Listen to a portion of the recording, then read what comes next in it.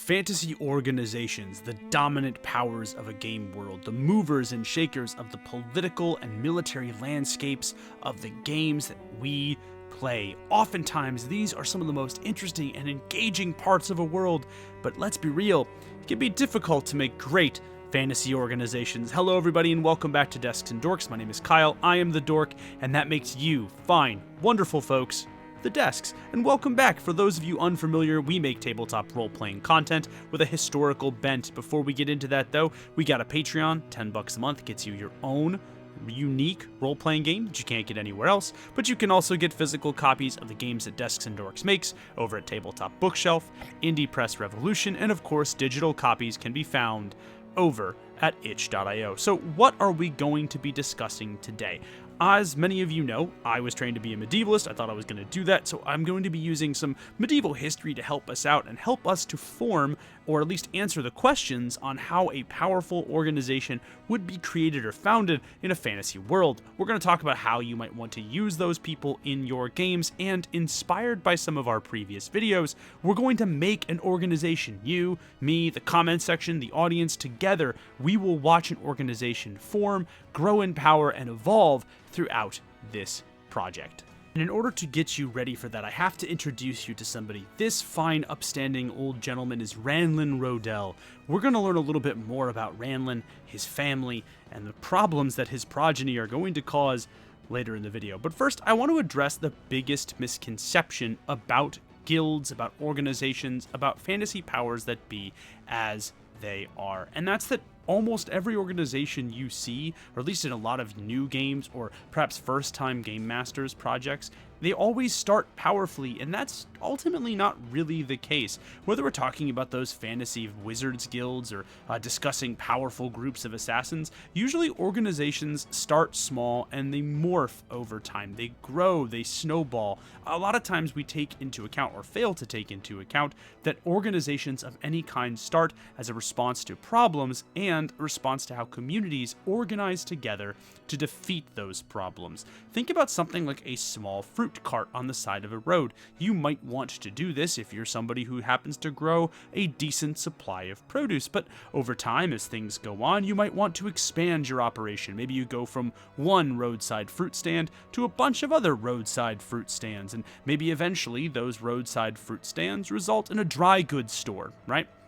You start bringing in a little bit more customers, things start picking up a little bit, and eventually you decide you want to diversify from fruit and you carry a bunch of other things. That dry goods store eventually becomes larger stores until you decide you're going to consolidate and become something far bigger. Next thing you know, you're selling to a bunch of people, and that leads to an immense amount of profit. You want to keep that profit going, and so eventually you start consolidating power across multiple brands. Every one of these ones that you see here was at some point either the creation of a company that was a mom and pop shop or started as a mom and pop shop themselves. It's really important for us to take this into account when we are building our organizations, but almost every organization that your players are going to want to engage with, or that is going to be interesting and intriguing for your players to have around them, is going to start from humble origins. If you manage to just full-on drop a fantasy organization into the world, fully formed and already wreathed in power and privilege, it's going to feel maybe a little bit hollow, but it's certainly not going to be as engaging as something like an organization that you have allowed to evolve over time, and bonus points if your players get to evolve alongside it.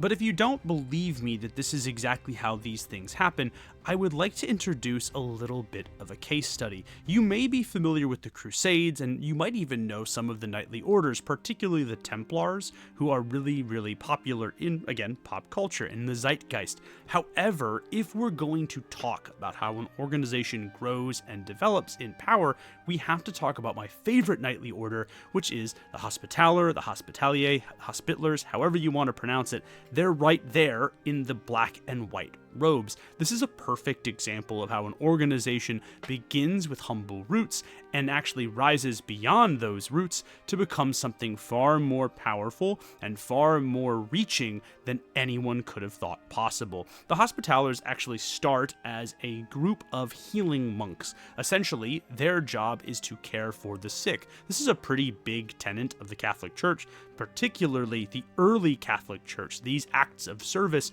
were how the Hospitallers actually got to serve God. They cared very deeply about making sure that they maintained the health of the sick, particularly, though, the health of the sick in the Holy Land. It was their entire real job. Over time, as they grew, both in popularity, because let's be real, at a time without universal healthcare, and a time where people are getting attacked constantly, healers, particularly people who will take any individual of any walk of life, of any faith, which is very, very important for us to talk about the rise of the Hospitallers as a powerful unit, they grew in massive popularity. As their popularity grew, so too did the alms, the donations, and the political favors that the order began to wield. Again, as they grew more popular, their resources grew, and eventually they realized, well, we could probably provide a better experience for the sick, the hurt, and those who are in danger of losing their lives if we could construct our own facilities. And as a result, the Hospitallers start to build large, secure, defensible hospitals. Those basically not just act like real hospitals, which they did act like those. The Hospitallers would take patients, would see patients, had sick wings to allow for individuals to convalesce in peace and relative safety. But because the Hospitallers were living in a hostile region, they took great steps to fortify these areas, essentially making these medical buildings kind of like fortresses. When the Crusades start in earnest, the Hospitallers realize that, hey, this is probably not going to stop anytime soon, and as a result of that, we need to take steps to protect the wounded and those in our care from battles, particularly the aftermath of battles, because if you've watched any of our videos, you'll know that casualties are rife in the event of a rout or in the event of a siege. As a result, the Hospitallers would form military guard units to protect the wounded and those aforementioned hospitals and sick wards during times of conflict. Eventually, they realized, we're pretty dang good at fighting, so maybe we should spin off a part of our political wing and a part of our mendicant wing, or our medical wing, I should say, and turn them into a military fighting force to better protect our interests and the interests of those that we care for.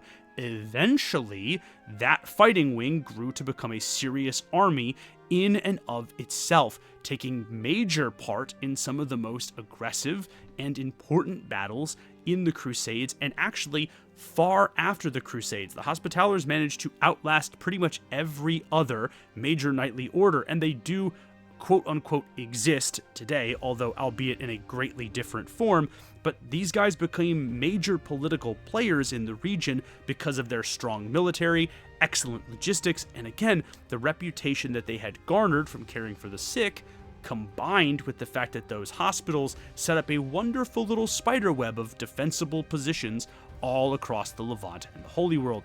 Eventually, it culminates in them making giant fortress cities like the ones in Malta that managed to stand against a tide of invasion for literal years.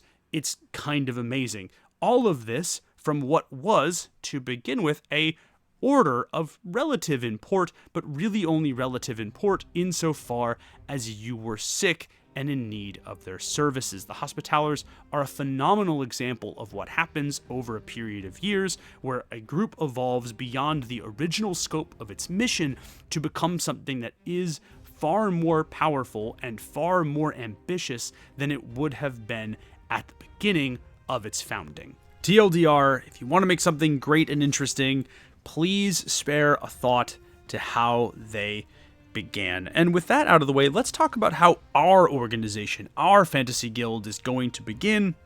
Let's talk a little bit about the Rodell. Ranlin Rodell is an interesting sort. He's the kind of guy that drifted through life until he eventually decided there were two things that he particularly liked. He liked sitting under his grandfather's peach orchard and eating the fruit, and he liked talking to people, and he thought, well, if I have to make a living, I guess I'll do it selling produce. And so that's what Ranlin does. Using his meager skills, he cobbles together a small fruit cart, and from that small fruit cart, he peddles away basically the cheapest, most damaged fruit that he can afford. He's not a man of great means, but he is an affable man, a hard-working man, and a man who is interested in the plights of others, not in the kind of superficial way that makes people not trust him, but in the kind of way that makes them want to discuss with Randall as they're buying a peach or a pear or an apple, something that isn't particularly good looking, but they know is always going to taste fresh and always going to come with a lovely story.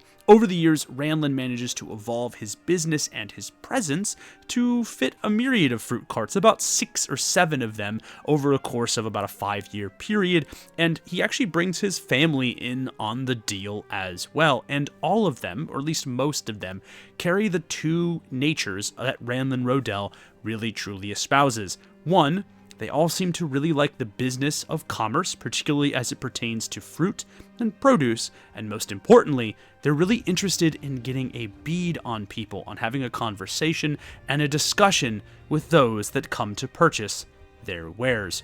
And with that out of the way, let's talk a little bit about how organizations grow and form before we touch base on how Ranlin Rodell's business and the Rodell family in general is going to grow and change. And the first thing that I think you should take note of is external pressure and how that might alter an organization. Now, this is not an exhaustive list of the different ways that organizations evolve to meet the challenges around them or change as a result to external pressures, but these are some good places to start if you're building your own fantasy organization. One of the biggest ones, and we touched on this before with our friends the Hospitallers, is war. It's conflict, it's pitched battle. It's the idea that when a nation or kingdom is plunged into armed conflict, things are going to change.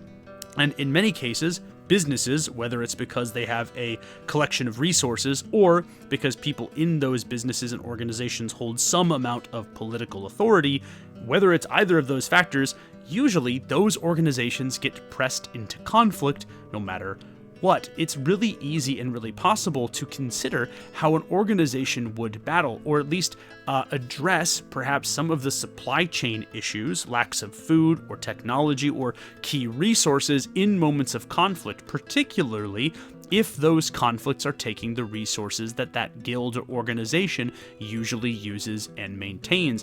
Disease or epidemics on a large scale are another potential issue if we're talking about the foundation of an organization. Sweeping medical crises and climate issues as well, particularly man-made climate issues or man-made changes to nature, can alter what an organization's key role is or impact how they're supposed to perform. This is especially true if that organization is in some way connected either to the health of people in the case of its disease or into the environment in the case of climate change or man-made environmental destruction, right? External factors don't have to be dramatic though. I mentioned war, I mentioned disease, I mentioned the collapse of climate, but there are plenty of other external factors.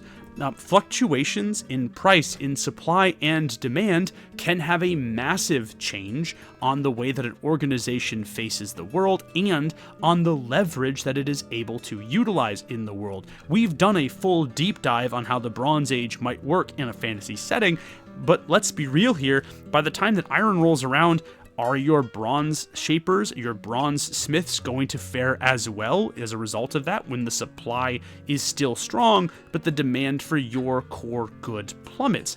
Who knows? And again, this is especially true depending on what types of things you make.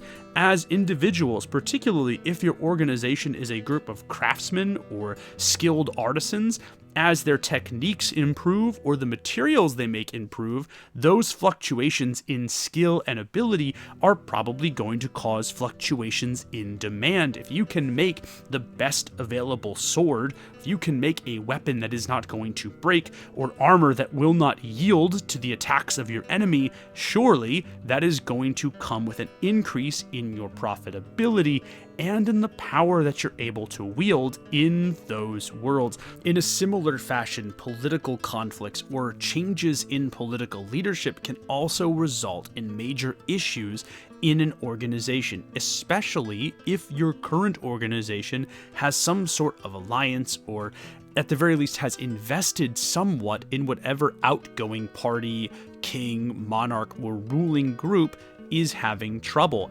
Any shift, even peaceful shifts in leadership, can result in changes in priorities, in political funding, and in the overall temperament, the vibe, so to speak, of a group, of a country, or of a kingdom. As a result of those things, any part of those individual elements can change. If you have a great working relationship with a leader, them getting ousted could make things really difficult. Similarly, if you and a current leader are on the outs, then all of a sudden a new incumbent party or incoming power group could spell massive blessings for the organization that you've had. And again, as I mentioned, even peaceful transitions can prove to be really beneficial. Say, even if there's no bloodshed, but the change of the guard in a religious institution could be major. I would say if you're going to look to any historical time period to really see how these kinds of groups can change in dynamic fashion, I would look at the families of the Italian Renaissance, whether we're talking about the Medici, the Sforza, the Borgia.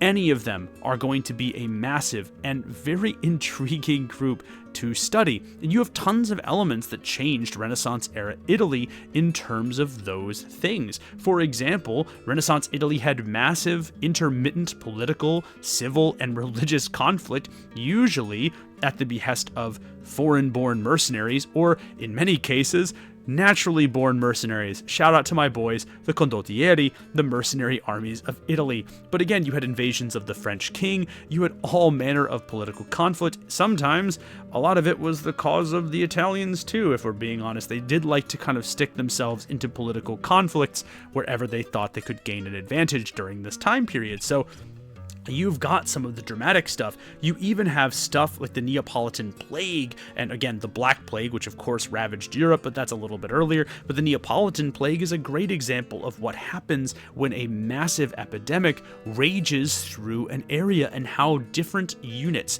whether they are political, religious, or economic, how those groups and those institutions handle this crisis is very interesting to study. And do you want to talk about changes in leadership? Boy, oh boy, can I introduce you or interest you in the College of Cardinals in the Catholic Church? If you thought the Desperate Housewives, if you thought Jersey Shore was petty, you have no idea what you're getting into. The College of Cardinals during the time of the Renaissance is a den of vice, sin, backstabbing, violence, and all manner of things. I am serious when I tell you that we are one bad spray tan and a horrific early 2000s haircut plus a Snooki catchphrase away from the College of Cardinals being a Jersey Shore spinoff, just with a lot more literal backstabbing. If you want to talk about how political institutions can get, how changes in leadership can impact things, this is one of the greatest things you can look at. Now, please, somebody with actual ability, please Photoshop Rodrigo Borgia's head onto Snooki's body. I need this abomination to happen in my comments tonight. And although it doesn't take place in the Renaissance, places like Venice right now are actually undergoing a crisis brought about by man-made climate change. As sea levels have continued to rise, this has threatened many of the UNESCO World Heritage Sites in Venice, and there's a very real chance that at some point in our lifetime, Venice's damage will unfortunately be unrecoverable. It may, in fact, put the entire city underwater, and we'll be talking about it the same way that we talk about Atlantis. All of this, I think, makes Italy a wonderful, wonderful place to study and look at if you are interested in learning a little bit more about how organizations might evolve due to external pressure and external conflict. But speaking of external conflict, why don't we check in with our old pals at Rodell's Fruit Cart? You see, the years have been relatively kind to Rodell and to his family. Decent harvests and, again, the affable nature of Ranlin and his individual progeny have made it so the cart has begun to prosper, and they have really started to expand into the city. Now, unfortunately, there is an issue. Ranlin, through the use of his actual supply, was able to kind of get in good with the old king. He was a warrior monarch, but an individual that understood the plight of the hardworking farmer and the hardworking merchant, and as a result, his taxes were relatively lenient on those that worked in or around agriculture, and Ranlin enjoyed a decent working relationship with him in the same way that pretty much any mid-tier merchant would enjoy a working relationship with a king whose policies benefited them. They didn't know each other personally, but Ranlin was grateful for this benefit. However, the old king passed and a new monarch is crowned, his eldest son, who, despite, most of the fears of the realm, turns out to be a fairly competent and well-groomed individual for command, except for one small issue. His son does not share the same love for the farmers and the merchants who deal in produce, and needing to raise additional capital to fund new works as a part of his beginning to step into his own and to his own reign, he removes a lot of those favorable tax breaks and begins to tax those individuals a little bit more heavily. As a result, stock prices, or at least crop prices, start to rise because it's harder and harder to meet that demand because of the penalties put in by that king. As a result of this, the Rodells start to lean on their, penchant for information, not like spies necessarily, or assassins, or even informants, but more like kind of a ye old newsstand. You see, Ranlin and his kin are so good and so personable that individuals will come to them to hear town gossip, to hear about news going on, and because the Rodell family has to travel far and wide, both because of their business and to get the produce that they sell, they're often the first ones to get information and often the only ones to have access to reliable information. As a result, they kind of function like newsstands, and individuals will go for the news, but that comes with a sort of unspoken agreement. If you show up to get information from the Rodell family, you gotta buy a little something. The information comes free, but it only comes so long as you're buying a bushel of apples or a handful of pears or something along those lines to help make it worth their while. And inevitably, people are just buying, basically paying for more than one fruit, essentially to meet whatever the minimum requirement it becomes in order to get access to that information. And this leads to a little bit of a problem because the Rodells realize, hey, our currency, our real currency, might not necessarily just be the produce that we are selling. It might be the fact that we have access to information and that people are willing to give us that information.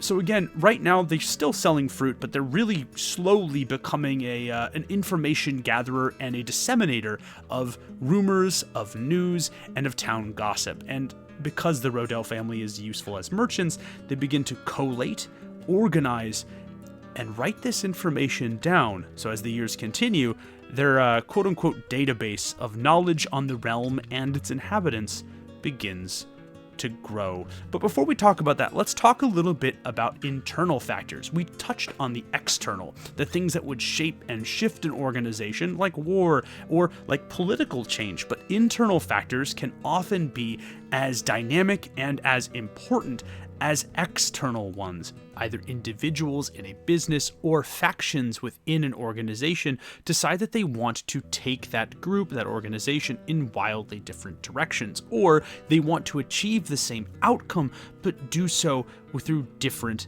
means. A lot of times this can result in the split of a company, of a business, of an organization, a guild, but in other cases, it can actually result in forming new wings of an existing organization that fulfill either similar purposes or are trying to do different ways to get to the same destination, right? The more an organization wants certain things, the more likely it is that its members are going to have a change of heart, and then that change of opinion, depending on how much sway those members or those factions have, is going to result in a shift in the organization itself. And I realize that sounds a little bit complicated, so I'd like to give you another great example, and in this case, we're going to be taking it not to the medieval world, but to the good old-fashioned supermarkets of Aldi. Yes, the one where they actually let the cashiers sit, because why don't we just do that?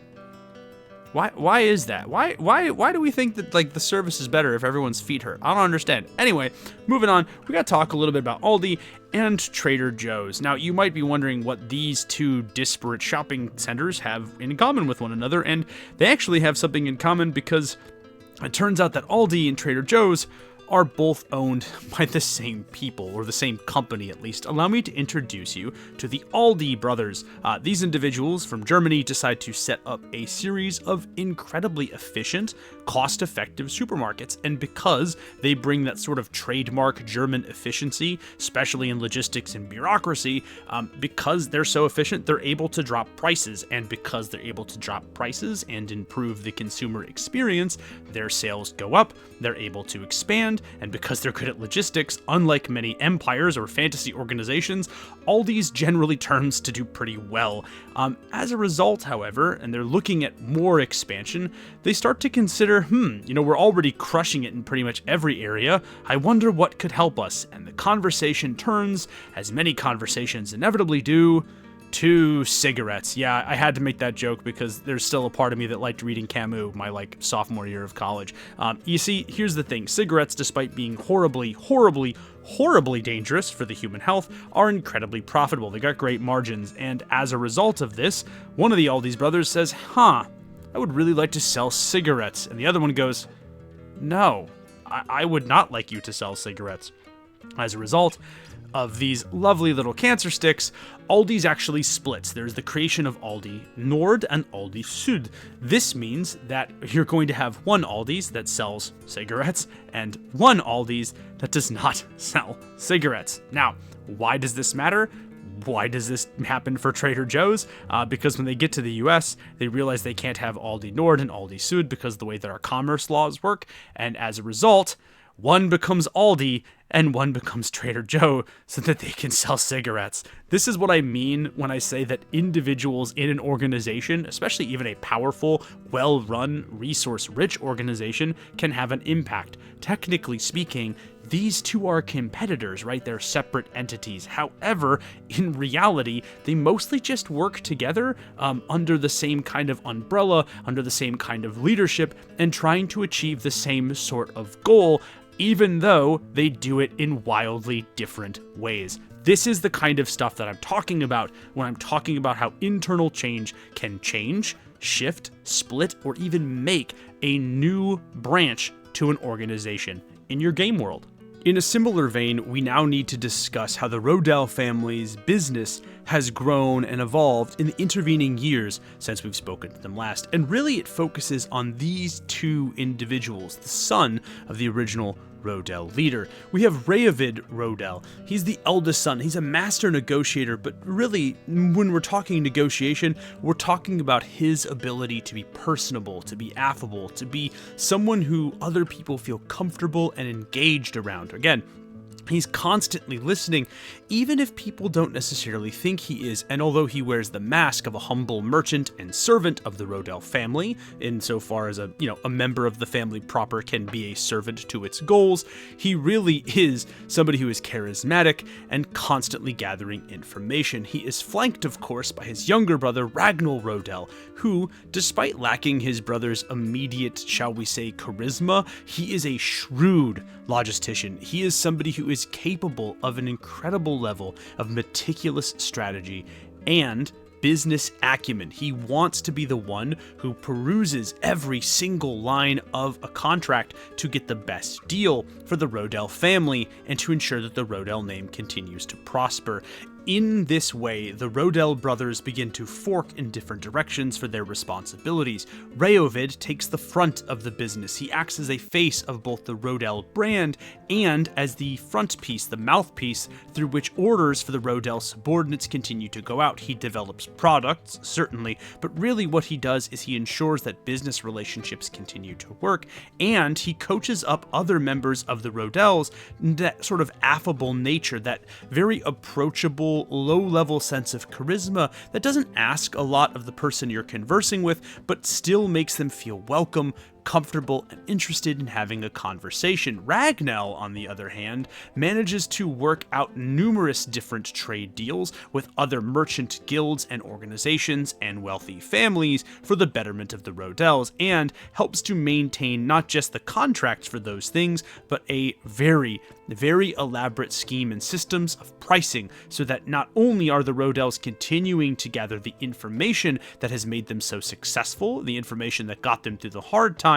but they're continuing to maintain a series of lucrative produce and agriculture contracts as well. And again, sometimes that even means having a little bit of subterfuge and deciding to raid against some individuals who otherwise would prove to be their competitors. Now, this brings us to another point that I want to address when you're trying to build an organization, is that changes in cultural values can influence a decision or a change in an organization as well. Things like religious developments in a country or kingdom often go a long way to influencing the overall feel and soul of an organization or an operation.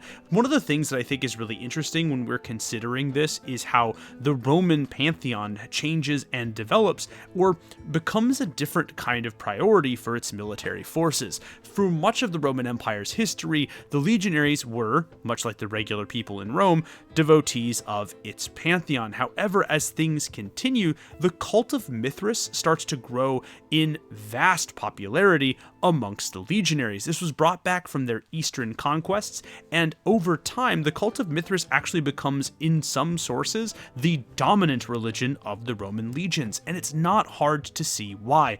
Mithras offers eternal life, something that an individual who was risking life and limb battling on the frontiers of Rome would desperately be seeking, and as a result of that, because Mithras offers something culturally that none of the other deities give them, the legion grows and changes, and as a result, although Mithras is never fully integrated into Rome's pantheon, its cult is allowed to exist and continues to wield a large degree of power throughout the Roman Empire. And I think that's a really intriguing concept when we're talking about how Rome grows, develops, and change. And again, let's talk a little bit more about our pals, the Rodells, because here's the deal.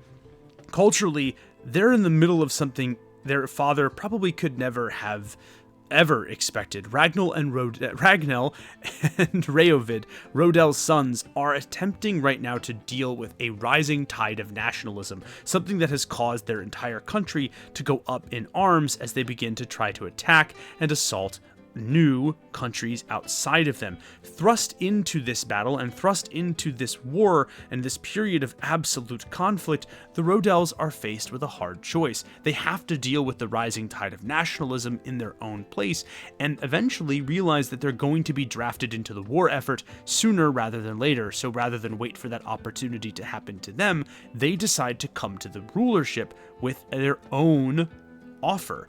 The Rodells will continue to do the two things that they are the best at. They will provide food and substances for their army, but really, they will act as information carriers and information gatherers for the army's intelligence operations. These two prongs, the idea of information and agriculture, become the new spearhead by which the Rodell name gathers in prominence. And again, it's through the use of their merchants as spies and as information gatherers and couriers that they really do the most damage to the enemy, but it's in their lucrative use of actually taking care of the needs of the army and its stomach that they continue to earn the hearts and minds of the kingdom's people. Again, the twin forked paths of Ragnell and Rayovid have continued to create a legacy for the Rodell family that has allowed them to grow in prosperity, to expand their reach into the nation's military, and to continue that excellence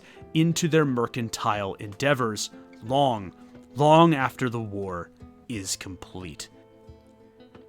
But as most things laid out by man and by mortal tend to go, unfortunately, not everything is sunshine and rainbows for the Rodell family. This period of warfare doesn't just last 5 years, doesn't just last 10 years. This period of warfare is thrusting into the kingdom for about 56 years. During that time, both of the Rodell brothers, unfortunately, pass on. And in that moment, in that transition of power, somebody comes along who is able to take the family to the next level.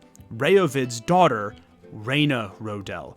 Rhaena has kind of picked up the best aspects of her father and her uncle. Like her father, she is personable, charismatic, interested in talking to others, in hearing their stories, and in figuring out how those stories can benefit her. But like her uncle, who she shared a very special kinship with, she considered him to be her mentor and her closest friend, other than her father. She has picked up a meticulous nature, an air and understanding of business arrangements and agreements, and an eye for numismatics that allows her to really calculate all of the needs of the Rodell family down to its nearest silver. This means that Rhaena Rodell is in a position to push the organization far past its humble roots, far past its job as a supplier both of information and, again, produce to the military, and into something that is akin to its own private nation state, an intelligence gathering, resource strong,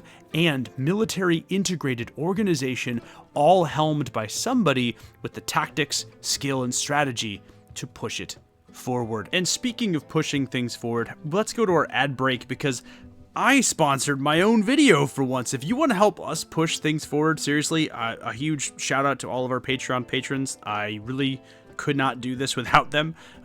Just being real here for a second, the YouTube algorithm is sometimes very unkind for very weird reasons, and so those people, whether they're paying $10 a month or $3 a month, really do help continue to make this content possible. If you like these longer form videos, the only reason I'm able to do it is because of the Patreon patrons and because of our YouTube members. If you join the YouTube membership, you get cool emojis like the splash rat or the gas rat.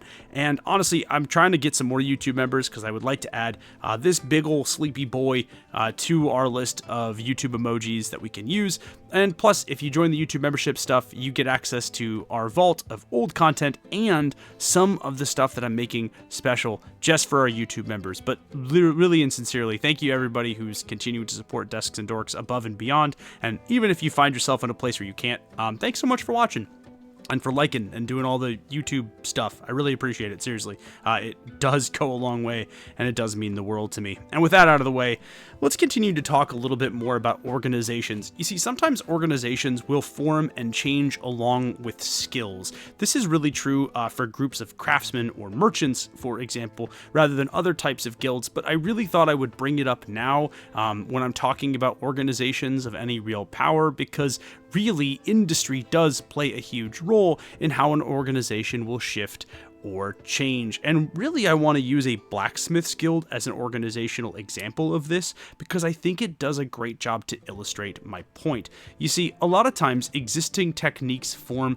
in family units. You might have somebody who is very skilled at shaping steel and manages to pass that craft along, not to an apprentice necessarily, but to someone in their own family who acts as a kind of apprentice. This individual craftsman, whether it's a father or grandfather, a mother or grandmother, will pass that craft on along to their families. And this is how the majority of skills were spread in the early Middle Ages, for a number of different reasons, right? You're already living with those people, you already like those people, presumably, and you already care about those people. So those people are going to be particularly helpful and are going to be great examples of individuals who can help you out immensely. However, as things happen and new opportunities arise, at least this is true historically in the Middle Ages, those sort of craft families would grow, develop, and change into things like actual craft guilds. And if you're going to make your organizations evolve,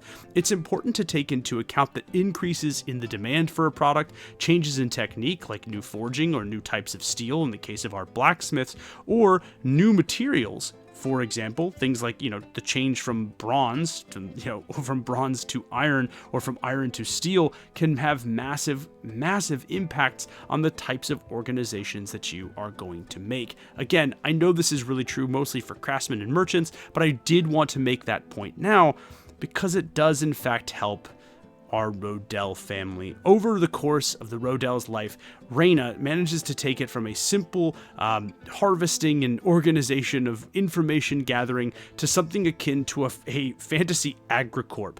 Using spells and new techniques, it's able to grow crops faster, crops that are more resistant to disease, and are able to provide greater nutritional value, eventually becoming the king's sole food source, really the biggest food source in the kingdom, and turning their food and their crops into a massive export. Because of the importance of that, the Rodells are able to set up different outposts in different kingdoms, basically on paper, for the purpose of disseminating the crops that they sell. In reality, these are way stations for Rodell agents to continue to gather information and bring it back to the central headquarters, allowing the Rodells to operate internationally as one of the few organizations that wields power through information and simple fruit. Eventually, they're literally entrenched as a kingdom-level power, a political, economic, and military force unto themselves. If they cannot buy an army big enough to stop somebody,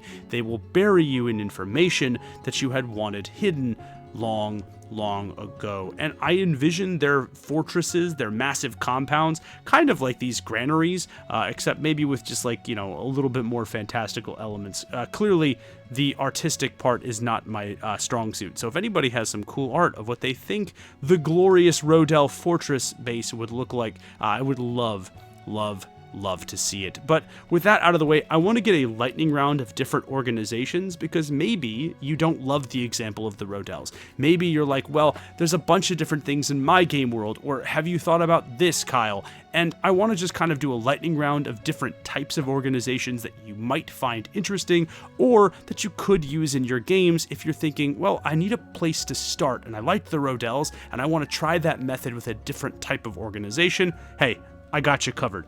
The first one I want to talk about are military units. I like these way more than I like doing a whole army, because usually military units have sometimes a degree of autonomy, their own unique equipment, and some other things that make them really intriguing as individuals when they are battling in a organizational fashion, right? Sharps rifles is a great example of this. They're ostensibly part of the British Army during the Napoleonic Wars, but they have their own uniforms, they have specialized equipment, they have their own sort of inter-unit command structure that makes them different and makes them evolve differently over the course of that series than other military units. It's a great example of using something like a military unit as its own organization in your games. And because it's not as large as a full-on army or a detachment, I think it's really cool because it allows you as the game master to imbue a little bit of extra personality. We of course have the armed retinue. This is different than the military unit because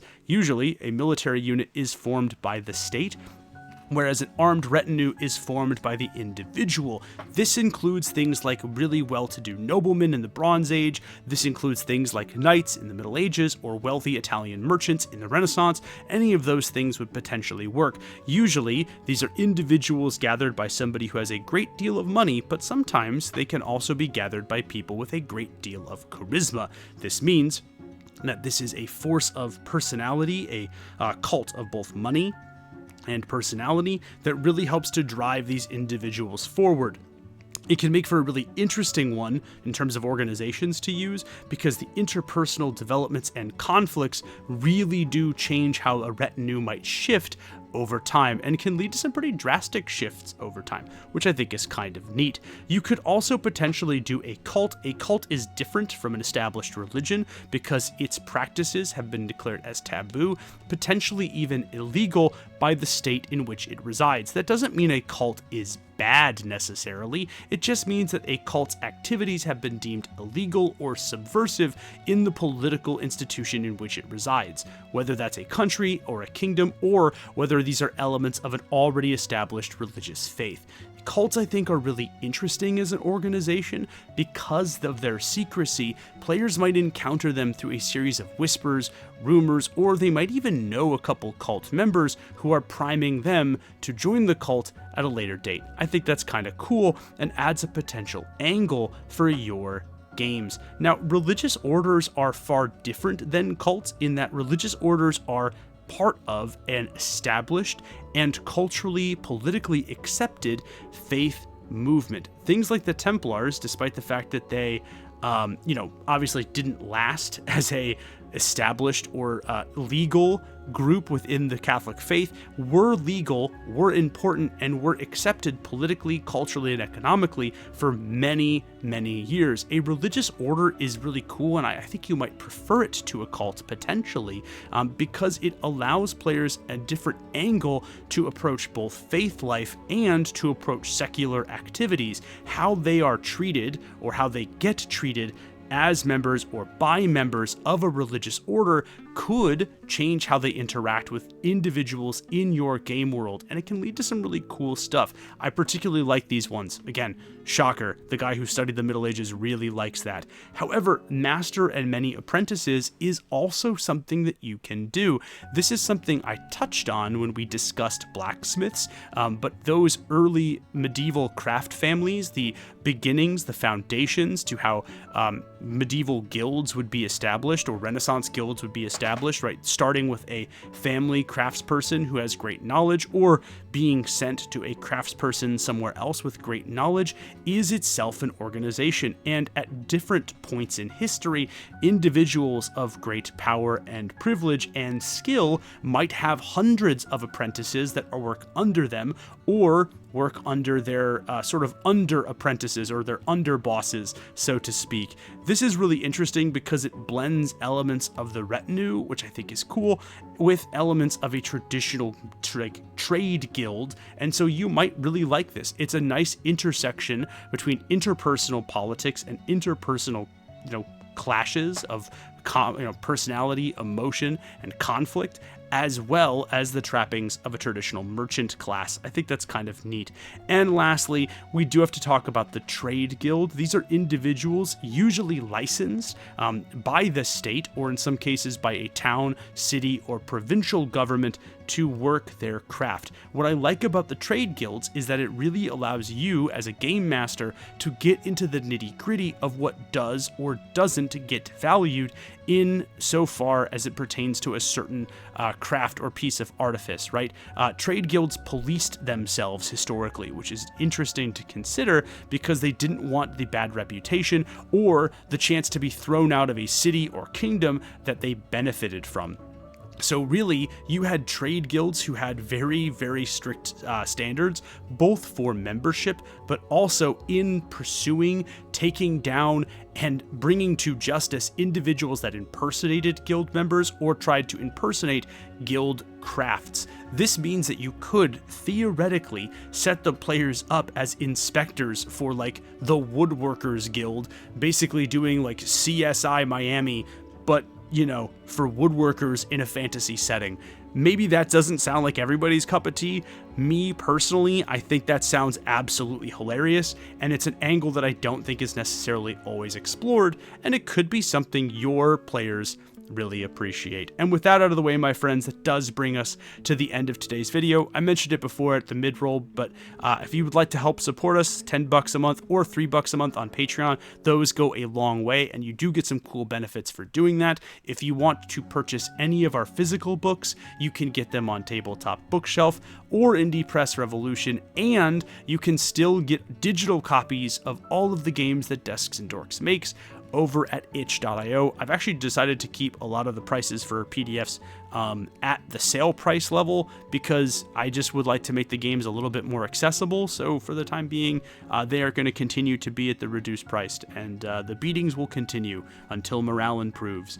But regardless, speaking of morale, I do need to thank the amazing people who keep my morale up. I want to thank my amazing patrons: Dionysus, Chris Bates, Agile Monk, Kavadi, Alex.vksh, Solution, Stefan Brousseau, Brian, Gorbino the Great, Papa Dinosaur, Chromatic Orbital Strike, Chris Mayer, Darth, Arcane Bard, Commander Unidentified, Darjeeling Trailblazer, Carl Agius, David Z, Michael Torres, and Talath. I also have to thank my amazing YouTube members: Ro.kn, Gaming Gambison, Agile Monk, Joshua Williams, Green, Artemis, Marcus Miller, Samuel Putnam, Lorenzo Buck, Seralder, and Chandler Dwyer. Thank you all so much for helping to support us. I know this is not part of like my actual presentation, but do y'all remember when we had like 2 patrons?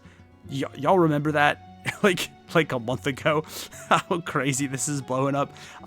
Legitimately, I'm so grateful. So thank you to all the YouTube members. Thank you to everybody who supports us over on Patreon. If you want to support us and you are not in a financial place to do so, guess what? There's a free Discord that you can join. You can talk to us about games there. You can vote on some of the stuff that's coming out, and you can post questions for whatever the video is that week, which get answered in a free Patreon Q&A that is available to anybody. So if you're like, wow, I wonder if there's stuff Kyle didn't cover about organizations, I wonder if those questions got asked and answered in the Q&A, you will be able to find that. Usually the Q&A goes up either Sunday or Monday on the Patreon. So again, a huge thank you to everybody. I have been yapping way too much for this outro, but y'all are just amazing, and I feel like I owe you all a great deal of thanks. But until next time, I'm Kyle at For Desks and Dorks. You've all been absolutely amazing, and I'll see you in the next one. Peace.